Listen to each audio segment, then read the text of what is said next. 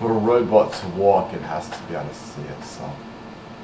It has to have an image of itself, so it knows where it is.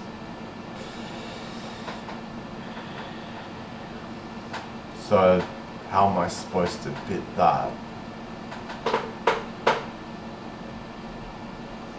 image of itself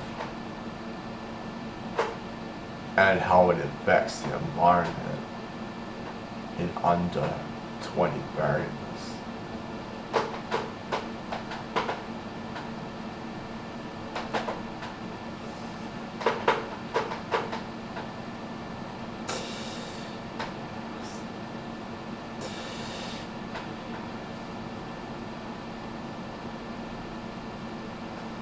The robot has more bones in its hand than the rest of his body, so he chops hands off. Can't handle those.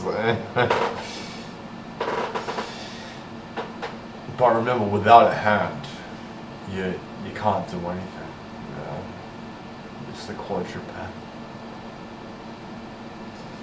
So in Iran, they chop people's hands off. You did a good job, man.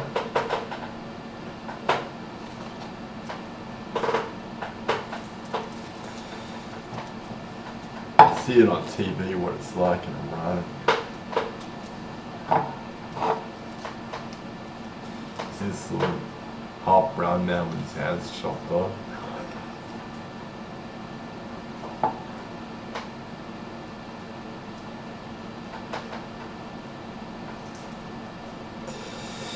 And that's what it's like in Iran.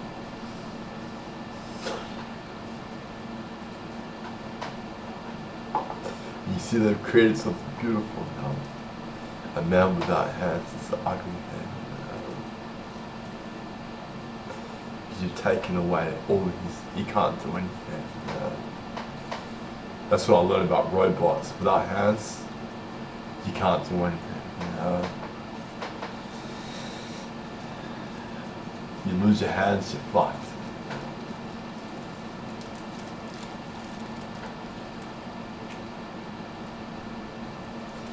So if my robot, I chop his hands off, but I still got 1, 2, 3, 4, 5, 6, 7, 8, 9 sort of things there. But you think 9, that's less than 20. But then you got to have a 3-dimensional world.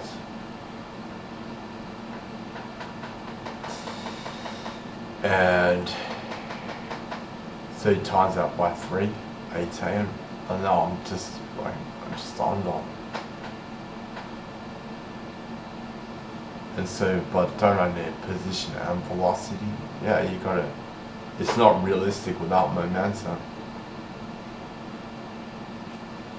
And then look, now I'm 40, I'm over. Yeah. So if I just plainly store its body, I can't do it in under 20. So there is a trick you can do, because I thought about it a long time, and there is actually a solution to the problem. So the effect of the environment is just how it's pushing itself off the ground. Yeah, if you just want to do a walker, so how it's pushing itself off the ground is how it's manipulating its environment. And you can sort of throw all the body and just reduce it to a single variable, like the center of mass and full body momentum, including angular,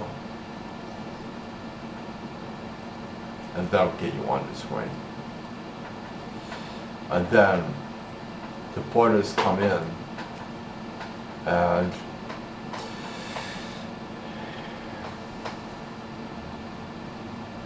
it learns faster because you told the robot how to look at the data. Yeah. See, I said, no, well, treat yourself as a single position of velocity, and it's just how you're pushing yourself off the ground. and then it's less variables, but I shake the semantics of the system, and now it completes it in under 20, and then something magic happens. It actually works.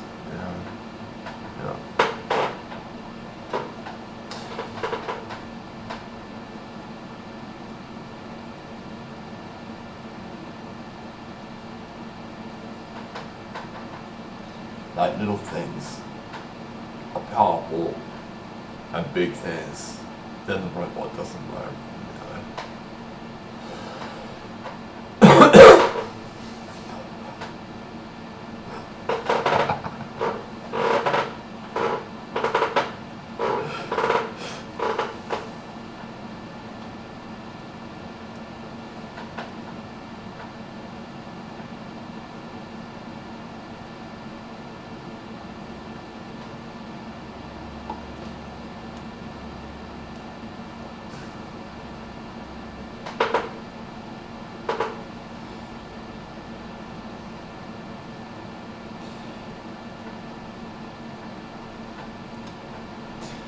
So I'm ready to go type it in, see what happens.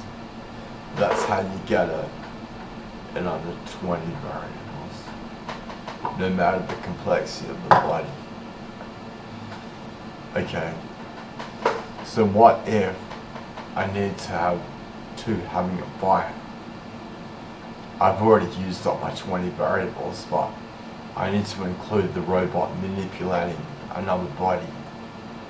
What do I do then? So I think what you do is you store the relative variables. You don't store you don't store the robot anymore. You store it relatively to the other robot. And look, it's the same amount of variables. And then just treat every object one at a time. And because of this semantic reduction, it's supposed to work on all objects the same, because you took away the difference of the object into something that hopefully works still. But you don't have to do it to find out.